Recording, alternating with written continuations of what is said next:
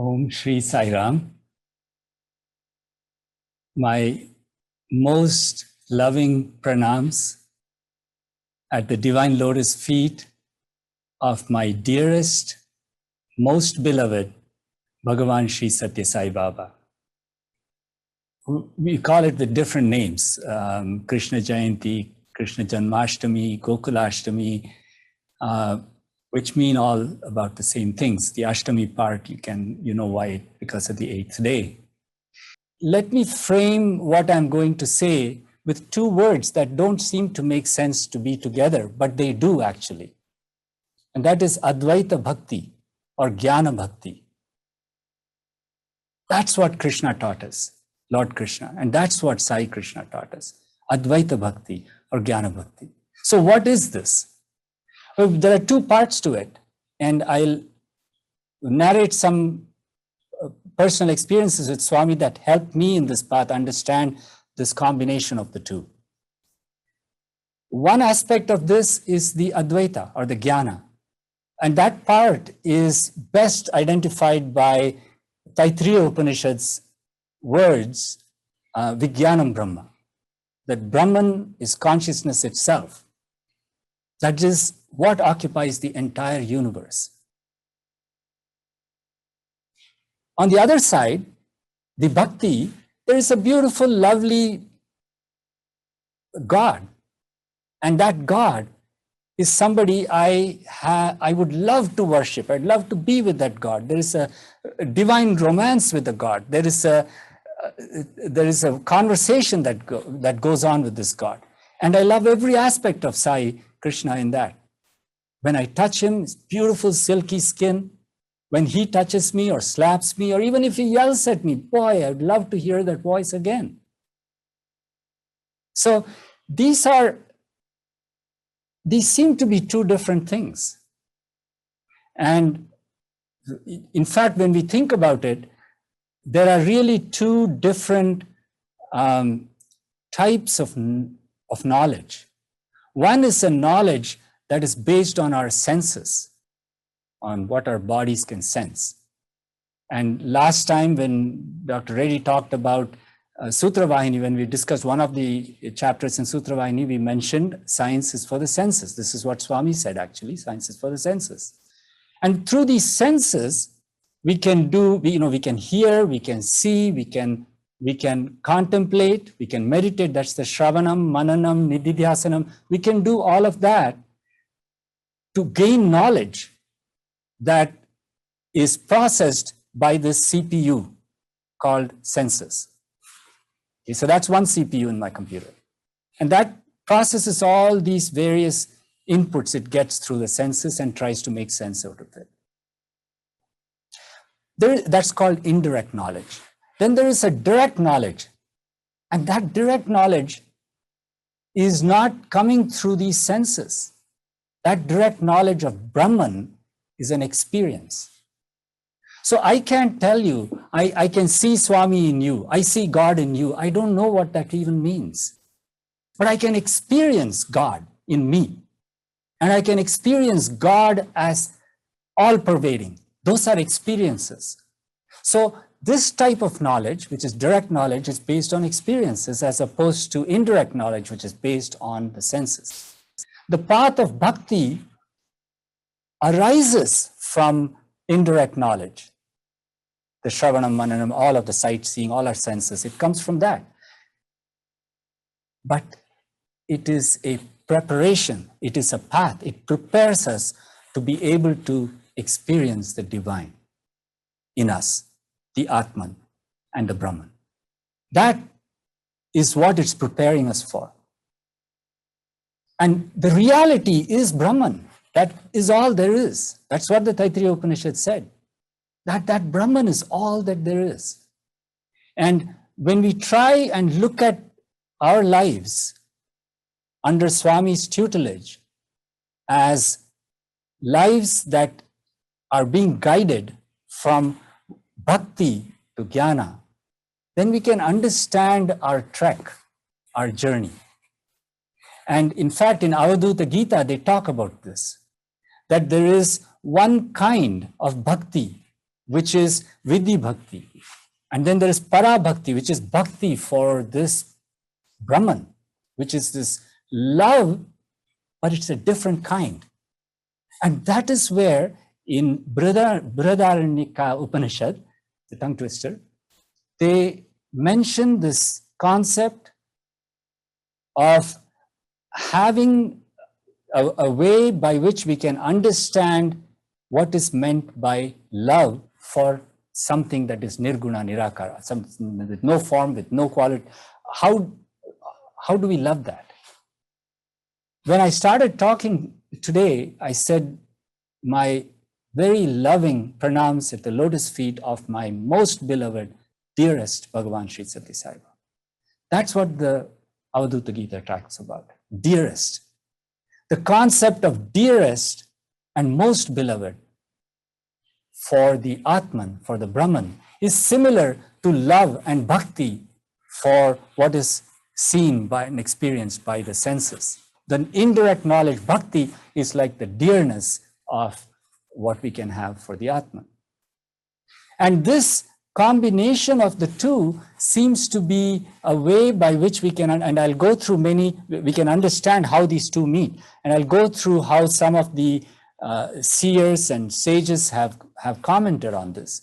But the way this combination works is eventually by our own yearning, intense yearning to have that experience, not the knowledge. Knowledge is for the bhakti, the experience which comes from jnana. We want that. You remember Swami's beautiful song where one of the lines is Yatna Prayatnamu Manavu Dharmamu. What is our dharma? There is only one dharma. You cannot have multiple dharmas. There's finally one apex body. These days we are talking about that. There's an apex dharma. What is that apex dharma? The apex dharma is the Yatna Prayatnamu, and you just keep on making the sincere, earnest effort, not to support the body and the mind. You make the sincere, earnest effort to have that experience, because that experience of Brahman comes with the grace of God, according to Adi Shankara. So let us keep on praying to God. God, please, that is our earn. Tell me, God, God means it's now the bhakti part, oh God. Because the other part, there is no God, there is no you. I'll tell you a very nice story. There was one time when, in 2006, my father passed away, and immediately after we finished all the 13 days of pujas, I went over to Prashanti, and they were just going to start the Atirudra Mahayajnam. And I sat there, Swami came to me, I stood up and I had tears flowing in my eyes with my hands like this. And I said, Swami, Appa passed away, he merged with you. And he said nothing. He just asked me, when is your mother coming? I told him when she's coming. And he said nothing else. So I said, Swami, I love you very much. And I was crying. And he caught my two hands, clasped it. And he said, there is no I, there is no you.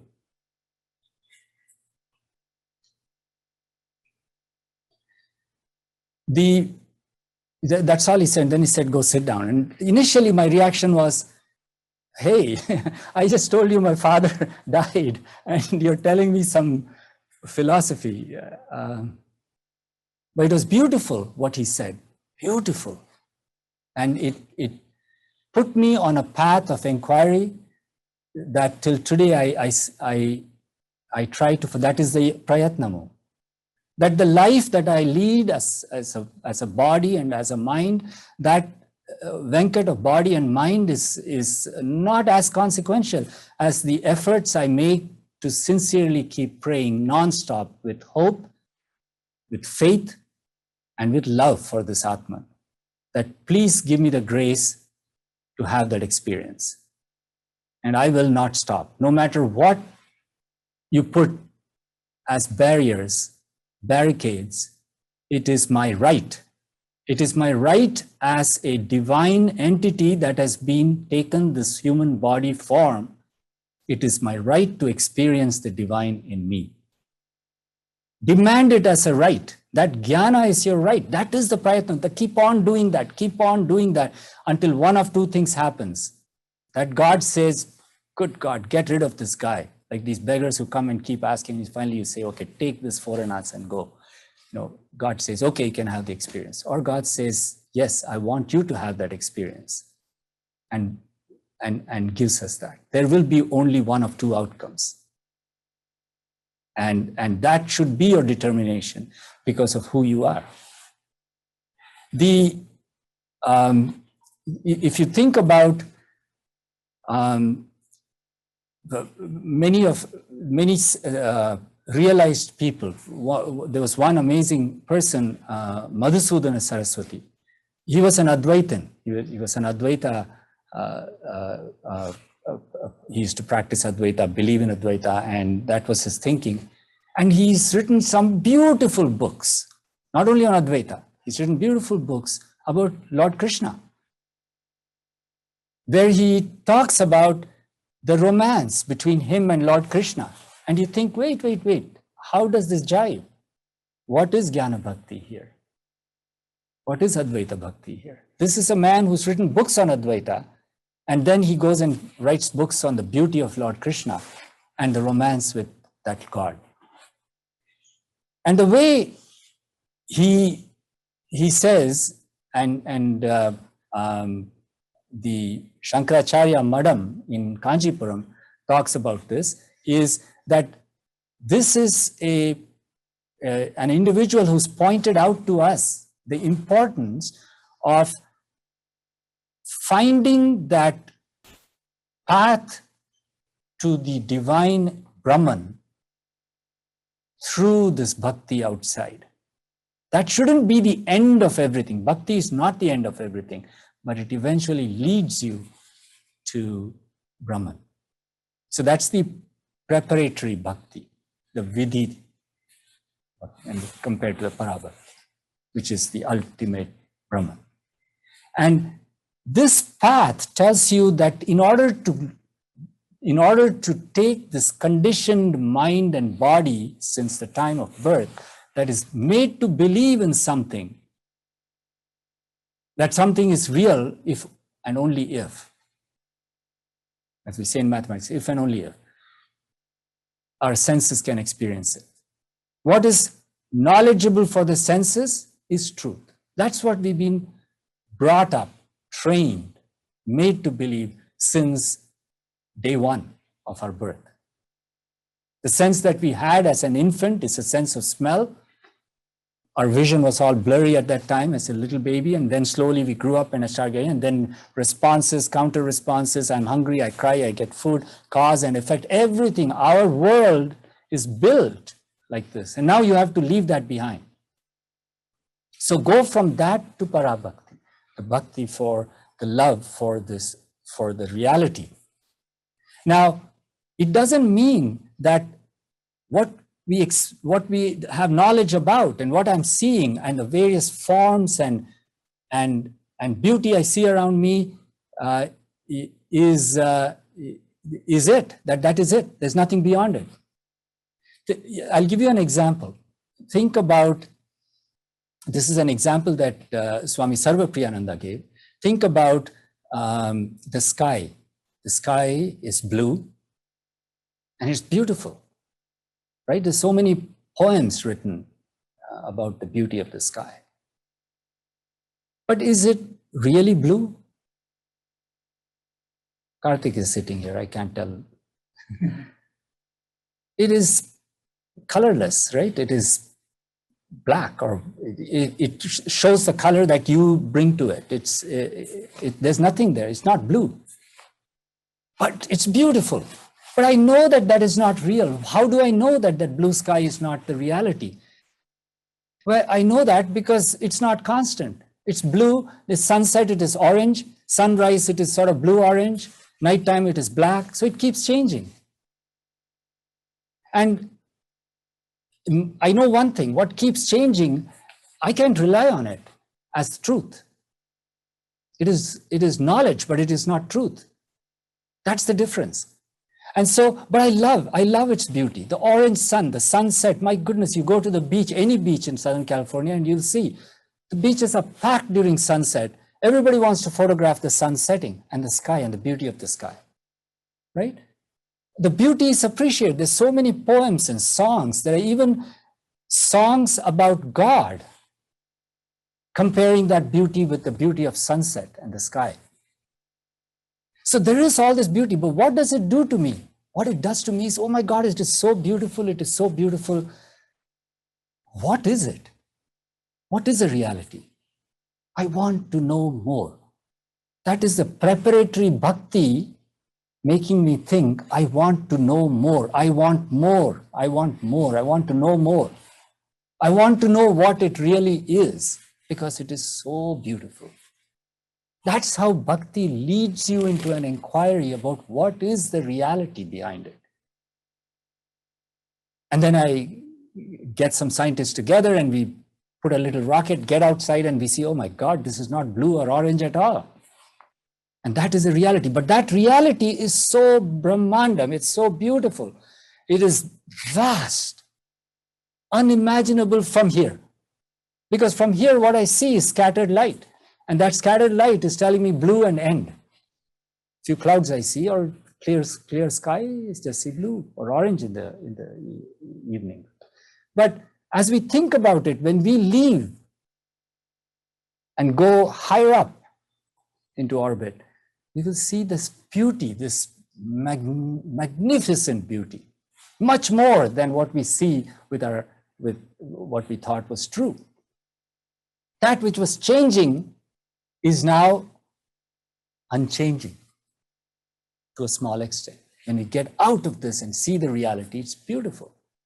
That is the beauty we want to see of Brahman. And to get the yearning, to get the push, to be able to make the yatna prayatnamu is our dharma. Not only that, it is our right to be able to experience that Brahman. Keep on reminding, your mind should keep on reminding itself that this is where I should be going, this experience. And dear Atman, it's your job to make me experience this. I have the right to experience it in this life. Please help me. The way you do this is to see what portion of who you think you are is occupied in who you really are. That means how much our mind is occupied in the divine Brahman. Before, when we had bhakti and there was this romance, our mind was more and more getting occupied with this beauty of God and our relationship with God. And in my life, I have seen 5 people, but who are exemplars in bhakti. And they have been extremely inspiring in my life about what is bhakti and how steadfast bhakti should be. The characteristics of exploring and enjoying that bhakti is not dissimilar from the characteristics of trying to yearn for Brahman and Jnana. Because here too, in bhakti, you will be put through situations and circumstances that make you doubt about this relationship between you and God. And how steady you are shows a steadiness of this bhakti. And these 5 people that I mentioned in my life are people who have shown that incredible bhakti. I can never reach that. I try very hard, and every day I learn how much more I have to go. And so this path of bhakti should eventually fold back and get us to asking the question, so who is this Krishna inside me? Who is this Krishna that makes up me? Why is it that people say that there is one universal consciousness? Why is it that people say that that Krishna is the same as my Atman? Why? Can I not experience that? And those are the questions that will come about, because this beauty and this love and this bhakti is not giving me enough satisfaction, and then I have to go further and explore it, just like I take a spaceship and get out of the orbit to see what space really is and what the sky really is. You come back to this. That prayatna has to be going, and trees will fall, tsunamis will come, your life will be in shambles. But what is the life? The life has nothing to do with paying MasterCard bills. The life has to do with this one goal before we die, to be able to experience that Brahman. I wish, the less and less and less of things we have on this earth, the connections with those and the possessions and those, the less we have of those, the more we can spend time in trying to do the prayatna and say, this is my dharma, not that. So we keep doing, but there are people who say, we have to breathe. I have to eat so that I can have a body and a mind, which is sound, that will help me pray to Swami to give me the experience. If I didn't have a body, if I die, the mind is gone. The body is gone. My opportunity to experience is gone. So yes, I have to eat. I have to make sure that I have to, so those activities of daily living, as it's called, exist. But they're nothing more than that.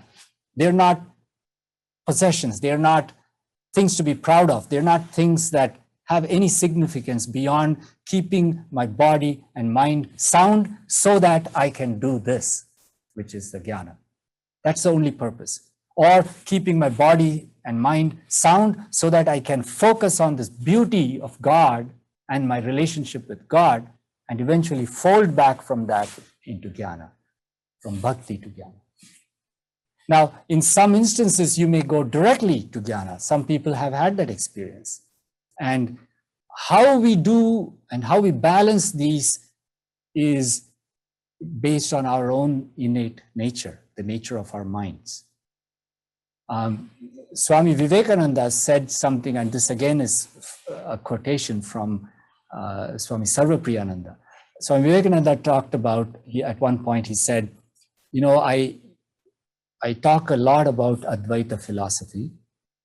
I talk as if there is a lot, I talk about jnana, the importance of jnana. But deep inside me, I am a bhakta. And I quote, this is a quotation I'm saying. But this old man, Swami Vivekananda used to refer to Ramakrishna Paramahamsa as old man. This old man is the opposite. On the outside, he's a bhakta, but on the inside, he's the ultimate jnani. How we decide to divide these two when they meet, the bhakti and the jnani, the bhakta and the jnani, when they meet, how much we decide to put weight on each is up to us. But the path is the same for all of us, except those who are blessed and graced by God to go directly and see the Advaita Darshanam, which is jnana. And so how we transmit our desires and yearning to that God. Who do we transmit our desire? When we are little babies, we say to our mom, Mom, I want food. I'm hungry. And now we develop a relationship with God like we have with our mothers. They say Swami is like 1,000 mothers. Well then, hello, 1,000 moms. I want something. I'm hungry for something. I'm hungry for this experience of Brahman. Because nothing else matters more to me than this. Now, there are times when we have duties and we have, in this world, we have things to do. You know the story of Brother Lawrence, you know the story of, and we talked about that in our study circles. Dr. Reddy mentioned that, where he was a Carmelite monk who was working as a cook in a restaurant, but while he is there doing all this amidst all the clutter of noise and people shouting, table number so-and-so wants this and that, amongst all that, his mind is focused steadily on God, as if he is kneeling in front of the Holy Sacrament. So his mind, Swami says the mind is a bundle of thoughts. One job in this life is to change that before we destroy the mind. That's the ultimate goal. But the mind is a bundle of thoughts. Let's just make it, the mind is a bundle of thought, singular. Because all we want in this mind, and for the mind to be captured, either in bhakti, about the beauty, the rasa, and develop a relationship. As much as possible, keep the mind occupied in that relationship with God, or keep the mind steady in understanding the beauty of who you really are, your Atman. And this way to conquer the mind is helpful, because you can go step by step and say each time, okay, today it's going to be half an hour when my mind will be on one thought only. Tomorrow it will be 1 hour. Tomorrow means in a few days, and then so on and so forth. And eventually you find that you can live a parallel life where your mind is occupied in this thought, while at the same time it's able to execute your activities of daily living. And there's nothing more beyond the activities of daily living in what we have in this world. Our relationships, our possessions, our wealth, our life around us, the politics around us are all meaningless, because they are only detracting us by taking our mind away and creating more pathways of thought. Swami says it's a bundle of thoughts. Let it not be thoughts, let it be just thought. That is our goal. And you do your activities of daily living so that you can have a mind, because if you're dead, you don't have a mind. So have a mind, but let it be on one thought only. That is the prayatnamu you can make. So first prayatnamu is trying to implore to that God for whom you have bhakti to give you the Advaita darshan. The second prayatna is for you to keep focusing on one thought only, so that your mind becomes preoccupied on that one thought. And that way we get closer and closer to understanding who Krishna really is.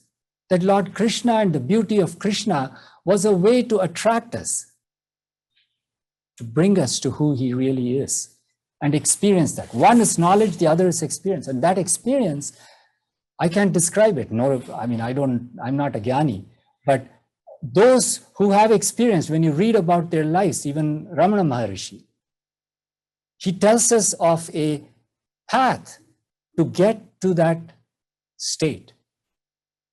But he's not describing what it feels like, because feeling is of the senses. Experience is not of the senses. And that's why they're two different things. Can't measure one with the other. Now, if it is the case that Lord Krishna and Sai Krishna have come here to show us that path, in our own lives, let us explore to see, let's go back and rewind our lives. Rewind your entire life and start playing it again. And you'll see in your mind that there were definitely moments where Swami was there, whether you knew about Swami or not. And this relationship between you and Swami has been going on for a long time. And we see that that relationship is driven by none other than Swami himself. And when we look at it that way, we see the whole world that we exist in and our relationship with God, everything is governed by that God himself. By that God himself. He puts the barriers. He shows us what happens in our relationship with God during those times, during those barriers. Everything has only one purpose. That life of ours, every event, every conversation has one purpose only: to see the beauty of the Lord in that conversation, to see the beauty of the Lord in that what we call as misfortune, to see the beauty of Lord in that which we call as fortune, to see the beauty of the Lord in that which we call as a loss, and to see the beauty of the Lord in that which we call as a gain. In fact, in Adi Shankara's Bhasyam, the commentary on the Bhagavad Gita, he says in chapter 12, the qualities of a bhakta that Lord Krishna talks about, those qualities are exactly the qualities of a jnani. And There is no difference in those two. In a way, this equanimity is what we need, so that our mind can be occupied not in woe is me, what has happened in the time of loss, or oh, I'm great in the time of gain, but instead focus on that one thought only, not multiple thoughts. Keep on coming back to that one thought of Brahman, of God. Nothing is more important.